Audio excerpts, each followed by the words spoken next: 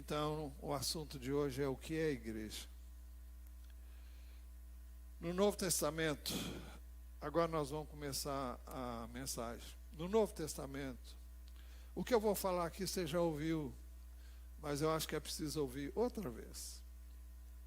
No Novo Testamento, a igreja é a tradução de uma palavra grega, eclésia. E no grego secular, eclésia designava uma assembleia pública, e esse significado ainda foi mantido no Novo Testamento. No Antigo Testamento, uma palavra é garral, ela designa a Assembleia do Povo de Deus. E aí vem as Assembleias de Deus com base nesse termo do hebraico.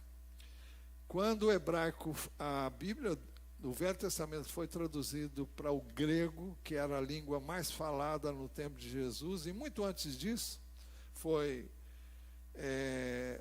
a Bíblia foi traduzida, o Velho Testamento foi traduzido, é chamado de a Septuaginta, 70 homens traduziram para o grego. A tradução desse termo foi eclésia. Então, a palavra eclésia no Novo Testamento designa a igreja cristã. Mas Jesus chamou seus discípulos de tirados para fora. João 17:6, Jesus estava orando e ele disse a Deus: manifestei o teu nome àqueles que me deste do mundo. Então Deus deu a Jesus aqueles que eram do mundo e ele tirou do mundo. Nos versos, capítulo 10, versos de 1 a 4, Jesus fala sobre o bom pastor. E ele começa dizendo: em verdade lhes digo, quem não entra no curral das ovelhas pela porta, mas sobe por outro lugar, esse é ladrão e salteador. É uma referência a Satanás, que ele se vale da carne humana. Eu falo a carne, é disso que ele se alimenta. Ele vem, ele invade as vidas que estão em pecado, atua nelas com toda a liberdade. É assim que ele entra no mundo, e é assim que ele entrou no mundo, levando o homem a pecar. Esse é o ladrão e salteador. Aquele, porém, que entra pela porta, aí é uma referência a ele mesmo. Esse é o pastor das ovelhas. Jesus entrou no mundo através do nascimento que todos nós temos para estar no mundo, um nascimento físico. Ele nasceu de uma virgem, nasceu sem pecado, foi concebido pela semente de Deus, mas entrou pela porta que todo mundo entra. Aquele, porém, que entra pela porta, esse é o pastor das ovelhas. Para esse o porteiro abre, as ovelhas ouvem a sua voz, ele chama as suas próprias ovelhas pelo nome e as conduz para fora. As ovelhas estão no mundo, ele chama as suas ovelhas e as conduz para fora. Fora de onde? Do mundo. Depois de levar para fora todas as que lhe pertencem, vai na frente delas e elas o seguem, porque reconhecem a voz dele. Quem é que reconhece a voz do bom pastor? Aquelas ovelhas que são dele. Eu não sei quem são. Você sabe? Ninguém aqui sabe. Mas ele sabe. Eu não sei, porque eu não sei, eu e você temos que ir ao encalço dessas ovelhas. Quem for dele vai ouvir. Quem for dele vai crer e vai receber. Essa é a minha função, essa é a sua função. Então, por isso, a designação que Jesus deixou aqui de forma indireta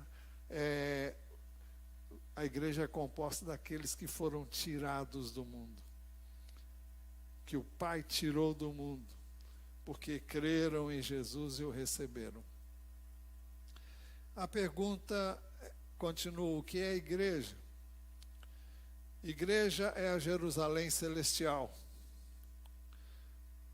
Hebreus 12, 22 e 23. Pelo contrário, vocês chegaram ao Monte Sião e à cidade do Deus vivo, a Jerusalém celestial, e a milhares de anjos.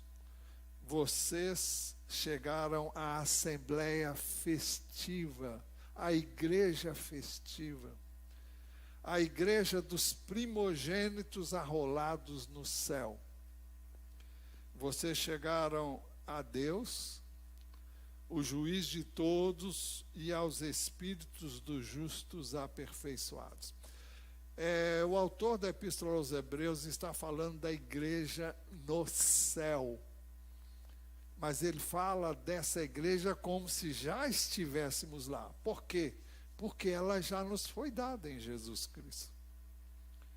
Então, essa igreja que nós essa igreja a que nós pertencemos é a igreja de todas as pessoas, em todas as eras, em todos os tempos, que vai se ajuntar no céu.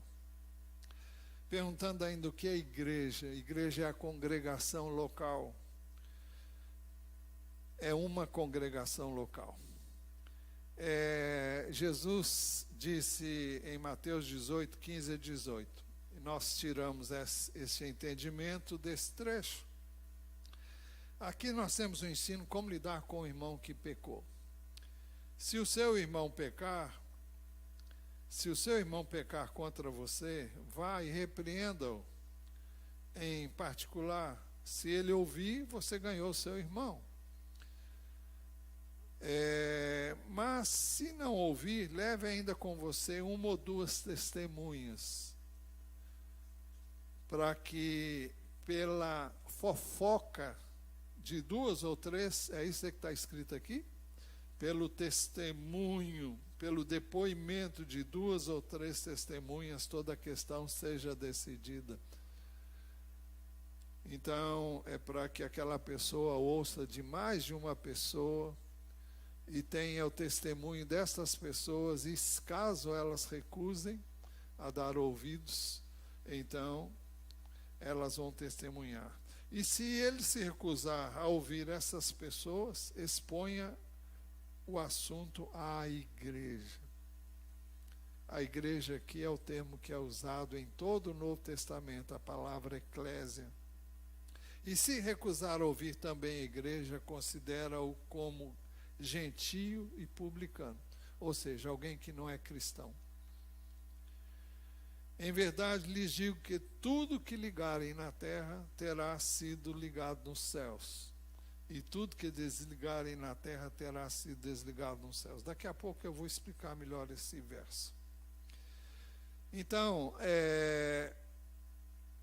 aqui fala da igreja local. Dize-o a igreja: se alguém se recusar a ouvir depois ouvir duas ou mais pessoas, então o assunto é levado à igreja. Que igreja é essa? Onde ela está? A igreja local. O que é igreja? Célula também é igreja.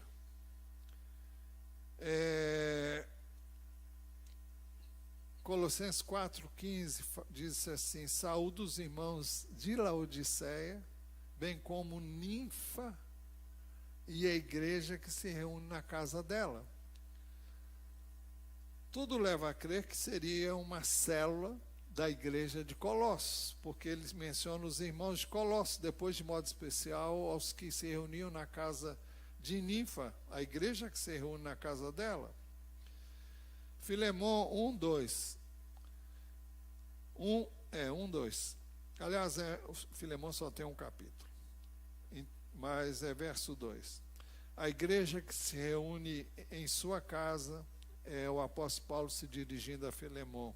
A irmã Áfia e Arquipo, nosso companheiro de lutas, ele vai dizendo, mas ele começa dizendo no verso 2, a igreja que se reúne em sua casa.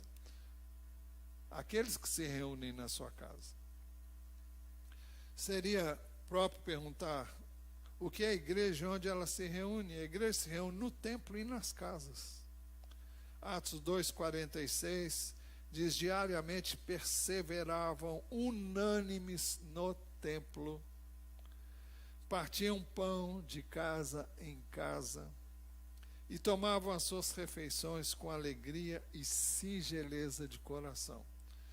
Veja, a igreja, nos seus primórdios, ela se reunia diariamente.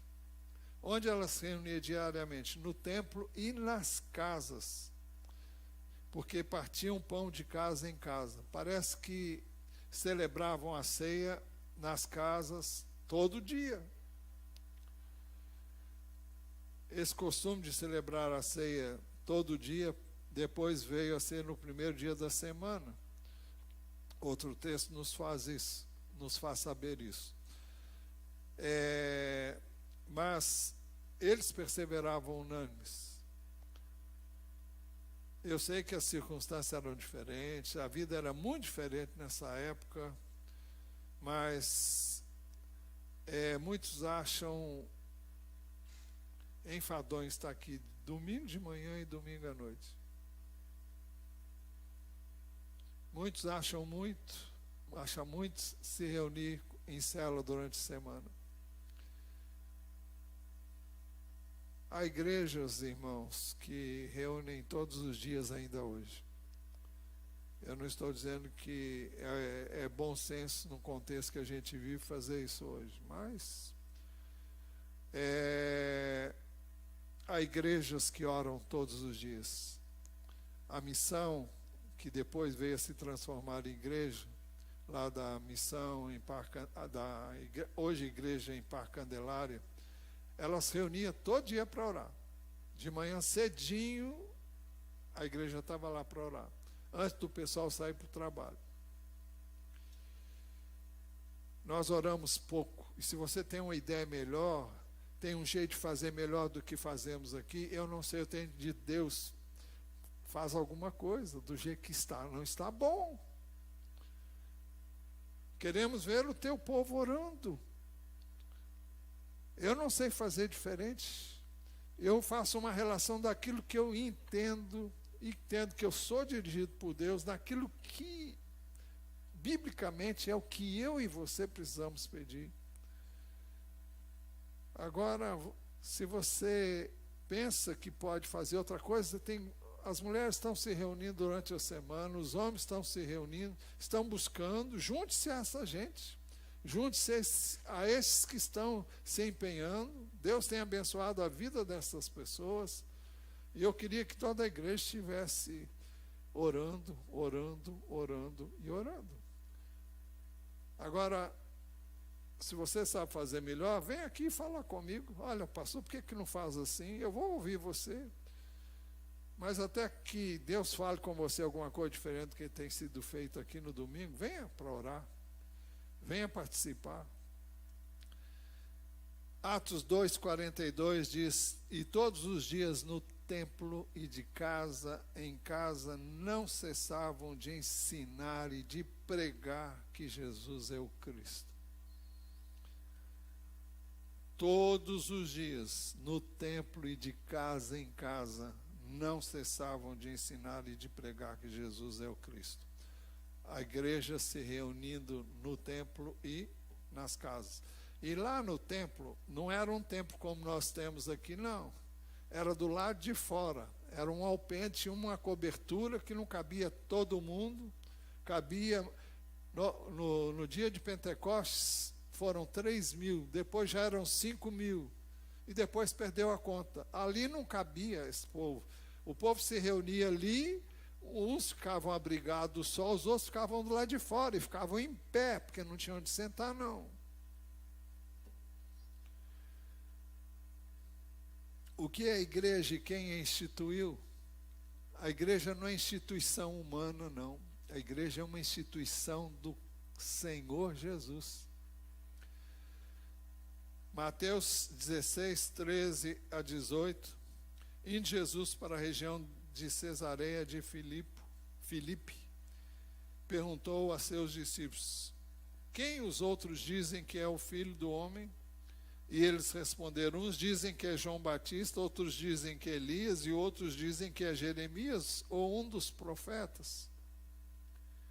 Ao que Jesus perguntou, e vocês, quem dizem que eu sou?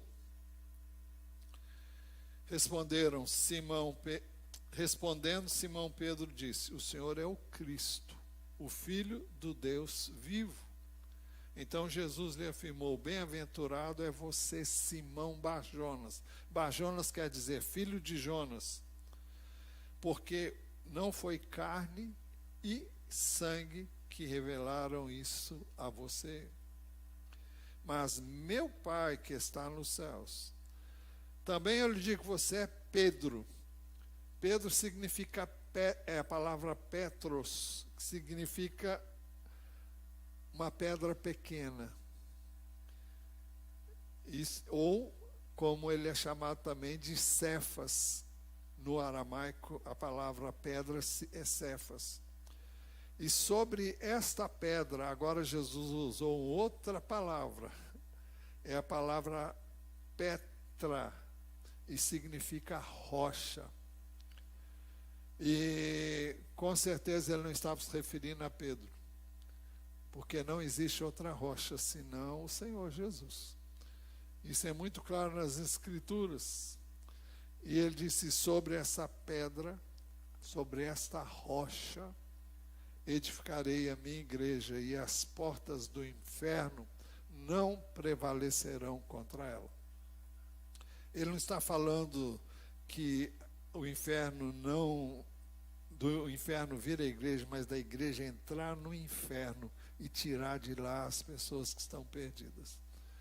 Porque nós estamos vivendo num sistema que é controlado pelo maligno, é o sistema deste mundo, por isso que os que são de Cristo são tirados do mundo e trazidos para o reino de Deus. Jesus disse, orando pelos seus discípulos, eles não são do mundo, como eu também não sou do mundo. Não peço que os tires do mundo, mas que os livres do mal. Então a igreja é uma instituição de Jesus Cristo. O que é a igreja e como ela é representada? Nós falamos de Jesus dizendo, e sobre essa rocha edificarei a minha igreja. Ela é representada por 4 figuras principais. A primeira é um edifício, um santuário. Efésios 2, 19 a 22 diz assim, assim vocês não são mais estrangeiros e peregrinos, mas concidadãos dos santos e membros da família de Deus, edificados sobre o fundamento dos apóstolos e profetas, sendo Ele mesmo, Cristo Jesus, a pedra angular. A pedra angular. O que é a pedra angular? Passa aí um pouquinho, por favor. Não, antes, o primeiro slide. Pedra angular pode ser essa aqui, ó. Essa é a pedra angular num arco. Se você tira essa pedra, o arco cai. Então, Jesus é a pedra principal. É a pedra, essa que é chamada de pedra angular ou fundamental. Veja o outro slide, por favor. Aqui, Jesus também é chamado de pedra de esquina. E talvez seja esse o significado principal de pedra angular, porque fica no ângulo entre duas paredes principais. Mas tira essa pedra, aqui está no formato de cruz, mas a pedra não tem esse formato. Mas aqui, para exemplificar, colocaram assim. Tira essa pedra e as outras paredes não terão sustentação. Era a principal pedra de uma construção. Então o texto diz que nós somos edificados sobre o fundamento dos apóstolos e profetas, sendo Ele mesmo, Cristo Jesus, a pedra angular. Nele, nesta pedra angular, na rocha, encaixa.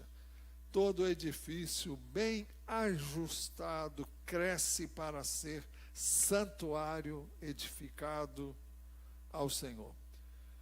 O santuário a que se refere não é esse prédio, somos nós que temos crido em Jesus, nós somos o santuário de Deus. Nele também vocês estão sendo edificados. Em quem? Em Cristo. Junto com os outros, todos nós, para serem morada de Deus no Espírito.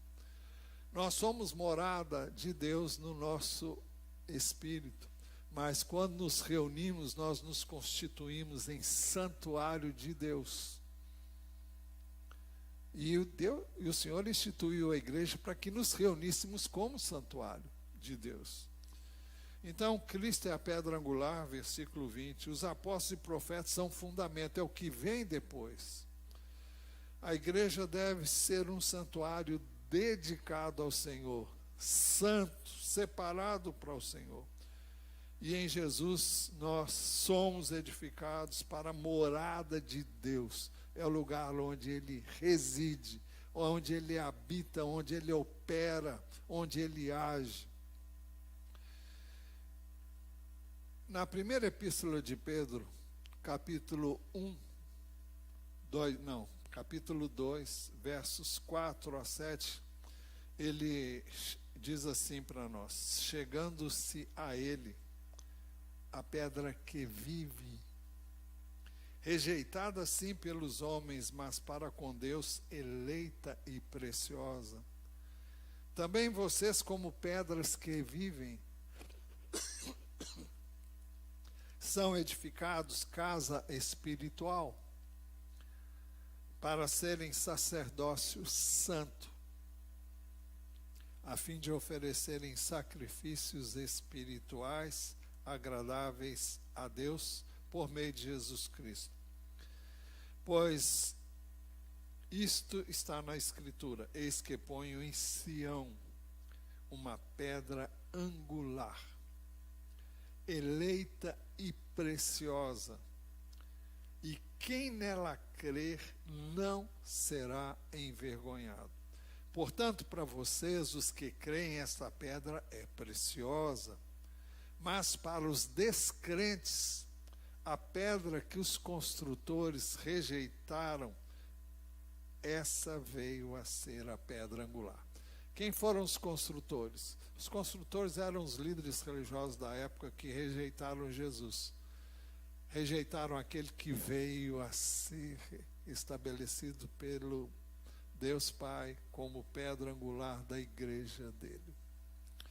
Então Jesus é a pedra que vive, nós somos as pedras que vivem, a igreja é casa espiritual de Deus e nós somos sacerdócio santo.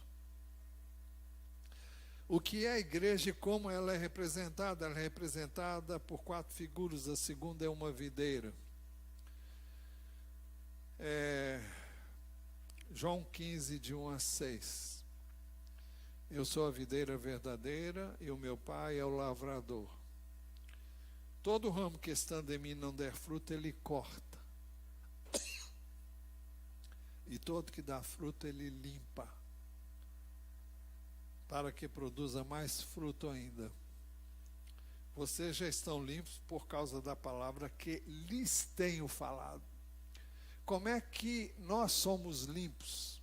Através da palavra de Deus, quando ela é ministrada aqui, quando você lê a Bíblia em casa, quando você estuda a palavra de Deus. Esta semana, eu mandei um vídeo para vocês ontem, do pastor Luciano Subirá. Eu gostei muito porque ele falou uma coisa que é muito verdadeira. Ele disse que todo crente que diz, eu faço essa pergunta para muita gente, e ele diz que pergunta para a pessoa se ela está lendo a Bíblia, então ele diz: pastor, eu não tenho tempo. Ele diz que fica com vontade de pegar o celular da pessoa e dizer: me dá o seu celular. Porque se lá no celular tem um aplicativo que diz quanto tempo você gasta no celular. E ele diz que sabe com certeza que as pessoas gastam hoje muitas horas no celular.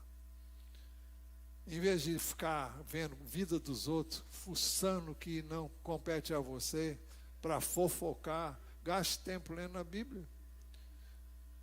Então você tem tempo, nós temos tempo para o que queremos e o que achamos importante na nossa vida. Tempo é uma questão de prioridade. Então Jesus disse: vocês já estão limpos. Bom, o texto diz: todo ramo que estando em mim não der fruto, ele o corta. E todo que dá fruto, ele limpa, para que produza mais fruto. Como é que nós somos limpos de tantas coisas que Deus quer fazer em nós? Através da palavra. Vocês já estão limpos por causa da palavra que eu lhes tenho falado. Permaneçam em mim, e eu permanecerei em vocês. Como o ramo não pode produzir fruto de si mesmo, se não permanecer na videira, assim vocês não podem dar fruto, se não permanecerem em mim. Eu sou a videira, vocês são os ramos. Quem permanece em mim e eu nele, esse dá muito fruto, porque sem mim vocês não podem fazer nada. Se alguém não permanecer em mim, será lançado fora, à semelhança do ramo, e secará, o apanham, lançam no fogo e o queimam. Olha, é incompreensível um crente não estar na igreja. Eu não preciso de igreja. Então você não precisa de Jesus.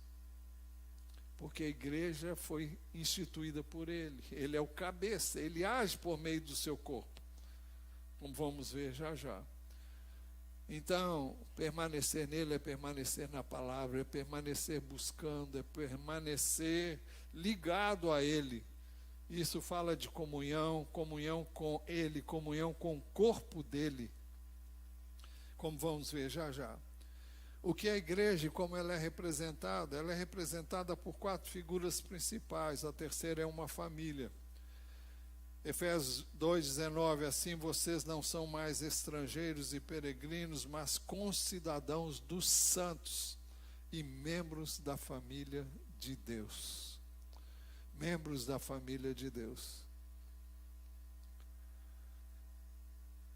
Nós somos um com o Pai, com o Filho e com o Espírito Santo.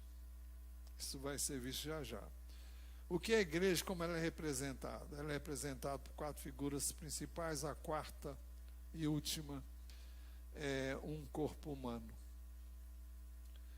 1 Coríntios 12 diz que, porque assim como o corpo é um e tem muitos membros, e todos os membros, mesmo sendo um, constituem um só corpo, assim também com respeito a Cristo. Pois em um só Espírito, todos nós fomos batizados em um só corpo, quer judeus, quer escravos, quer livres, quer judeus, quer gregos, quer escravos, quer livres, e a todos nós nos foi dado beber de um só Espírito. É isso que é a igreja. Aqui fala de um corpo que tem muitos membros. E todos os membros, mesmo sendo muitos, constituem um só corpo. Assim é com respeito a Cristo. E o que nós somos? Nós somos membros desse corpo. O versículo 14 diz, porque também o corpo não é um só membro, mas muitos. 1 Coríntios 12:27 diz que nós somos membros do corpo de Cristo. Ora, vocês são o corpo de Cristo individualmente, membros deste corpo. Você pode imaginar um membro fora do corpo? Imagine o seu braço passeando por aí. O seu olho saindo por aí sozinho. Gente, isso não existe. Não existe membro de Cristo fora da igreja. É a maior heresia do mundo que alguém ensine algo semelhante. Eu posso viver minha vida? Pode. mas não diga que você pertence a Cristo, porque pertencer a Cristo implica em estar com Ele e com os que com Ele creem.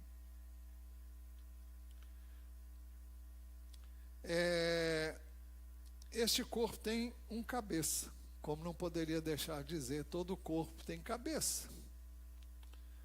Efésios 1, 22 e 23.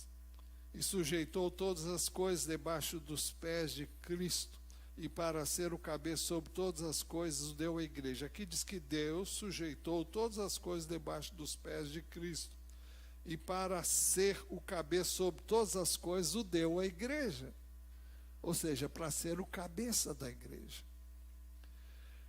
a qual é o seu corpo. Cabeça não anda sem corpo, e corpo não anda sem cabeça.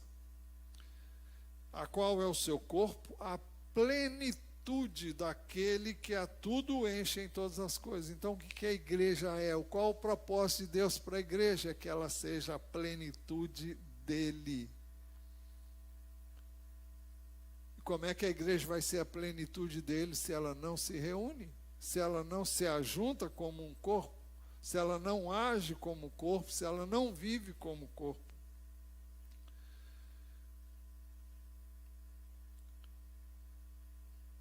Efésios 4, 15 e 16 dizem assim: mas seguindo a verdade em amor, cresçamos em tudo naquele que é a cabeça, Cristo, de quem todo o corpo bem ajustado e consolidado pelo auxílio de todas as juntas, segundo a justa cooperação de cada parte, efetua o seu próprio crescimento para a edificação de si mesmo em amor.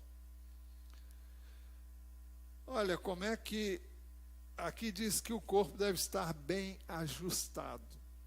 Significa cada um fazendo seu papel. Cada órgão no corpo tem uma finalidade. Um não pode fazer o papel do outro. Não podemos abrir mão de qualquer membro do nosso corpo. Mas nós devemos trabalhar juntos, viver coordenadamente, ajustados um ao outro.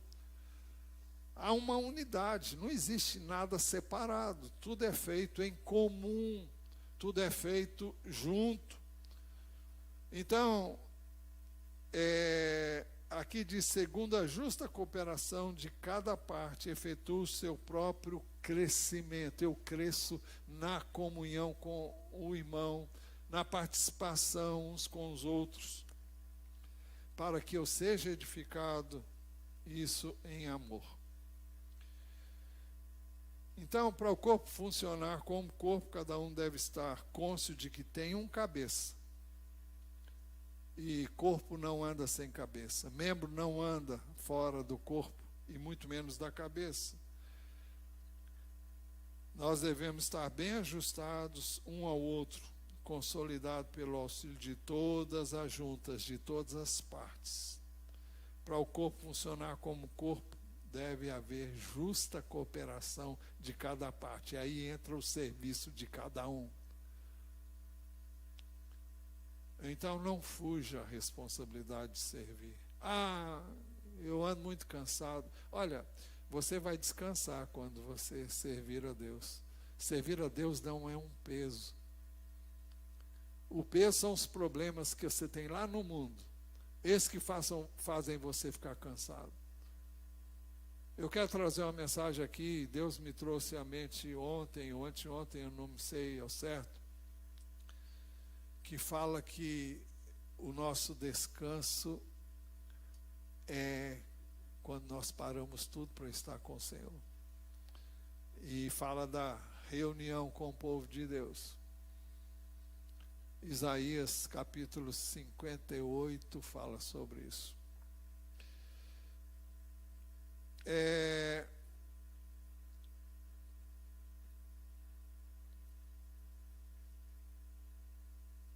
Ao terminar de falar sobre a necessidade de ordem, quando a igreja se reunisse, o apóstolo Paulo diz: tudo, porém, seja feito com decência e ordem.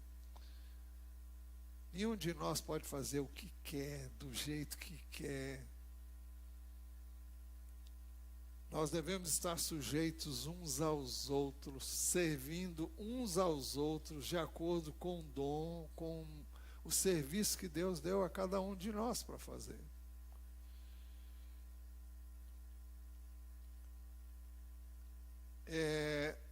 O cabeça do corpo age por meio dos seus membros. Mateus 18:18. Eu disse que eu ia voltar a esse texto. Jesus disse: em verdade lhes digo que tudo que ligarem na terra terá sido ligado nos céus, e tudo que desligarem na terra terá sido desligado nos céus.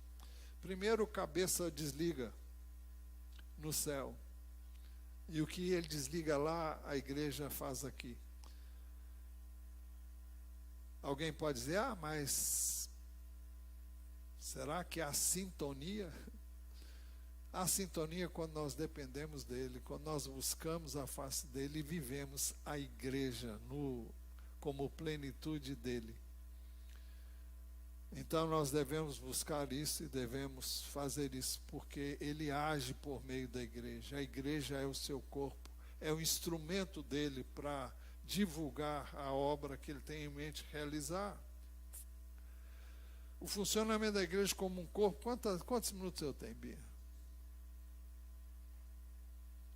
Tá, já esgotou meu tempo, mas 10 para meio-dia. A igreja como um corpo requer unidade. Eu já caminho para o final. Atos 2, 46, 47. Diariamente perseveravam unânimes no templo. Unânimes é a palavra que destacamos aqui. O texto, verso 47, diz: louvando a Deus, perseveravam no templo, partiam pão de casa em casa e tomavam as suas refeições com alegria e singeleza de coração, louvando a Deus e contando com a simpatia de todo o povo. Enquanto isto, o Senhor lhes acrescentava dia a dia os que iam sendo salvos. O povo via o Senhor na igreja. A igreja era algo que chamava a atenção de todos.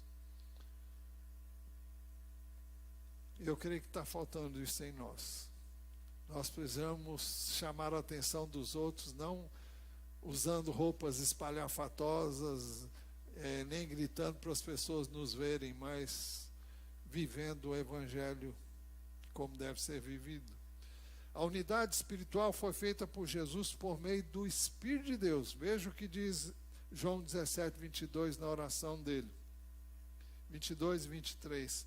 Eu lhes transmiti a glória que me deste. Essa glória é o Espírito de Deus, para que sejam um. Eu neles e tu em mim, a fim de que sejam aperfeiçoados na unidade, para que o mundo conheça que tu me enviaste e os amaste como também amaste a mim. Como é que o mundo vai saber que Jesus está vivo? Através da unidade de Cristo, através da unidade da igreja. Se cada um faz do jeito que quer, um é contra o outro, um age de uma maneira, o outro, não, isso eu não vou fazer, eu não gosto disso, eu quero isso. Não existe isso. Alguém tem que se dobrar diante da verdade que está na palavra. Então vamos deixar de buscar interesses próprios e fazermos aquilo que é bom para o corpo. Assim como a gente está orando pelo Brasil para que isso aconteça, nos livros de homens corruptos que só buscam seus interesses, a gente também faça isso na igreja. Agora nós devemos preservar a unidade que já existe pelo Espírito no vínculo da paz, fazendo tudo para preservar a unidade do Espírito no vínculo da paz. Efésios 4:3 está ali. Então a unidade deve ser preservada pela reunião de todos os membros do corpo de Cristo. Hebreus 10, 24 e 25. Com isso eu termino. Termino. Cuidemos também de nos animar uns aos outros, no amor e na prática das boas obras. Não deixemos de nos congregar como é costume de alguns. Pelo contrário, façamos admoestações, ainda mais agora que o dia se aproxima. Então, o texto diz que nós não devemos deixar de nos congregar. E congregar não é na igreja do outro, não, é congregar aqui. Sua igreja é aqui que você deve buscar a presença de Deus. Se você quer ouvir outros pregadores, ouça, mas ouça outro dia. O dia de reunião da igreja, você tem que estar aqui.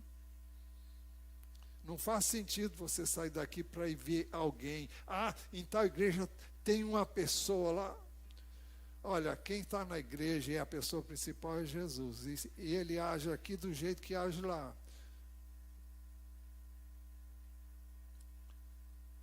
Eu já disse para vocês que todos os dias, quase praticamente todos os dias, só quando acontece alguma coisa, eu e a Ana Bia, nós ouvimos uma pregação.